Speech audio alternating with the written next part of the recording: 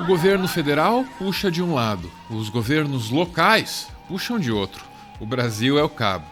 Tensionado entre um polo que pede a reabertura imediata do comércio e um outro polo que nos avisa que o melhor mesmo é o distanciamento social. Na pior das hipóteses, esse cabo vai se romper.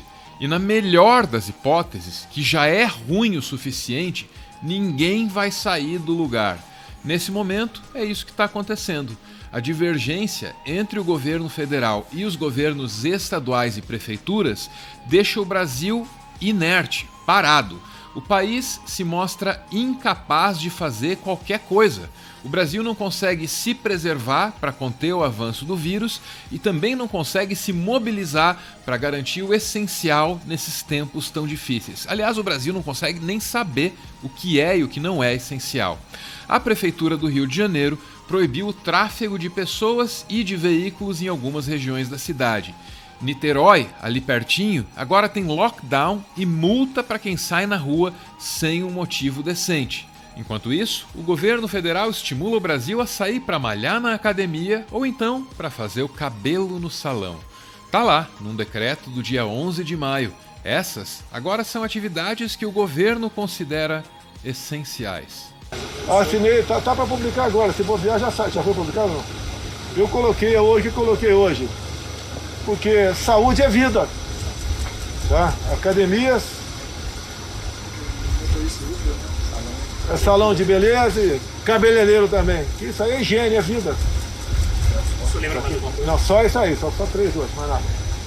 Eu tenho na cabeça, tem, mas vamos esperar o que acontece nessa de hoje, né, pra gente publicar as demais aí. Perdão, presidente, academia, salão de beleza aí?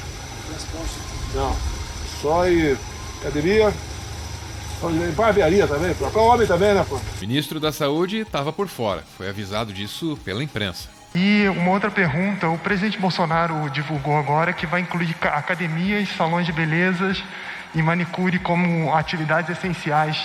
Queria saber se o Ministério da Saúde concorda com isso, se houve uma orientação do Ministério da Saúde para isso. Em relação à liberação de? Academia, salões de beleza e manicure. Como atividade essencial. Uma atividade essencial.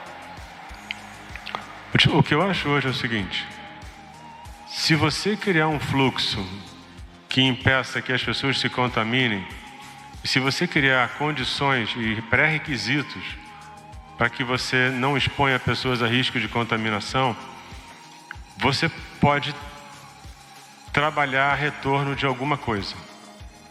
Agora, tratar isso como essencial é um passo inicial, que foi uma decisão do presidente, que ele decidiu isso aí. Isso aí saiu hoje, isso. Ele acabou de falar com o Alvorada. Falou agora. Queria saber se isso passou pelo Ministério da Saúde. Decisão de? Quem é manicure, academia.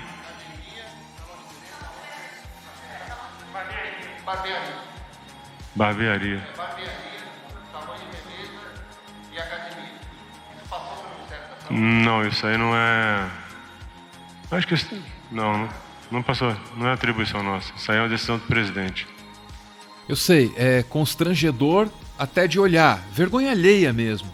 E fica ainda pior se você pensar que, minutos antes, respondendo a uma outra pergunta, o ministro tinha insistido na necessidade de coerência, na obrigação do poder público de não emitir mensagens conflitantes. Que é pra gente falar uma coisa só.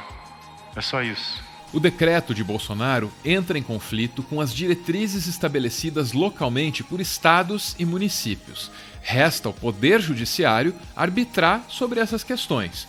Para combater o perigo do decreto, o governador do Ceará, o Camilo Santana, se fiou no STF. Ele escreveu: "Informo que, apesar do presidente baixar decreto considerando salões de beleza, barbearias e academias de ginástica como serviços essenciais, esse ato em nada altera o atual decreto estadual em vigor no Ceará e devem permanecer fechados, em entendimento do Supremo Tribunal Federal." O STF, com suas falhas e fragilidades, é tudo o que impede Bolsonaro de fazer o que quer com seus 200 milhões de brinquedos. É justamente por isso que o bolsonarismo insiste em atacar a Suprema Corte. Destruir o arranjo institucional é vencer naquele cabo de guerra.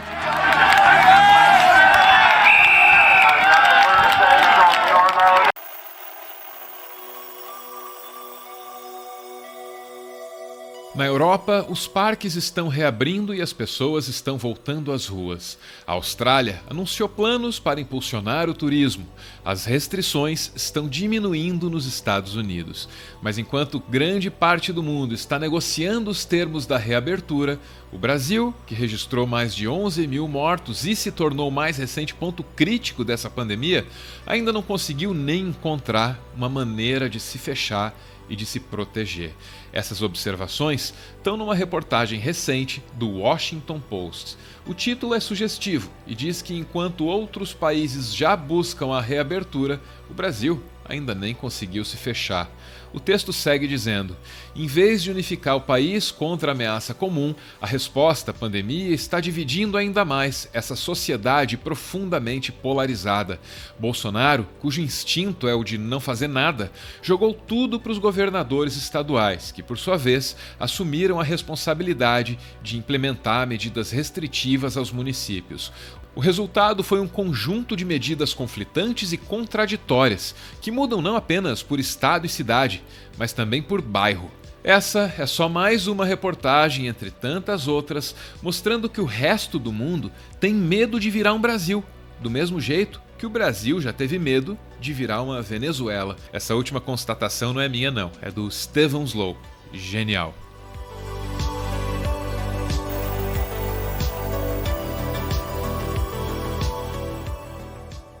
Como tudo no Brasil, a pandemia avança de maneira desigual. Quem tem menos condições sanitárias ou de fazer um isolamento social decente tem mais chances de morrer. É triste. Talvez você não saiba, mas no Brasil o novo coronavírus mata 5 vezes mais os negros. Isso é muito triste. A não ser que você seja um branco rico na cidade de Gramado sem um pingo de empatia e decência.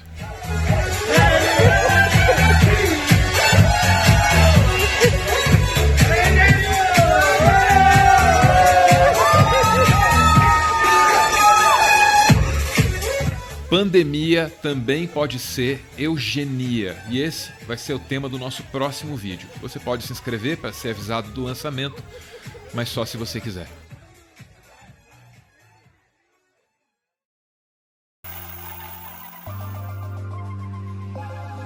Se a vida tá difícil no asfalto, imagina na favela, onde pode faltar até água e sabão para a mais básica das higienes, onde falta até espaço para garantir um isolamento adequado. Muitas organizações se comprometem a fazer a diferença nas favelas, mas o fato é que algumas têm mais credibilidade que outras. A CUFA vem realizando um trabalho importante há décadas e muitas das iniciativas da CUFA foram premiadas internacionalmente. Nesse momento, a Central Única de Favelas tem uma vaquinha online para ajudar as favelas a atravessar a crise sanitária. O projeto se chama Mães da Favela, como explica o fundador da CUFA, Celso Ataíde. E, nesse momento, a CUFA cria um programa que é desenvolver uma ação de levar renda para essas mulheres. É uma renda baixa, sim. O valor de uma bolsa, o valor de uma cesta básica de R$120 por 2 meses. Mas, ainda assim, levar o dinheiro para essas mulheres, essas mães, melhor dizendo, é uma forma que a gente tem de fazer com que ela faça a escolha daquilo que ela precisa comprar. Porque muitas vezes a gente leva um saco de feijão para ela e o que ela precisa é do gás. O link para colaborar com a CUFA está pinado aí nos comentários. Você pode dar uma olhadinha, você pode ajudar, se você quiser.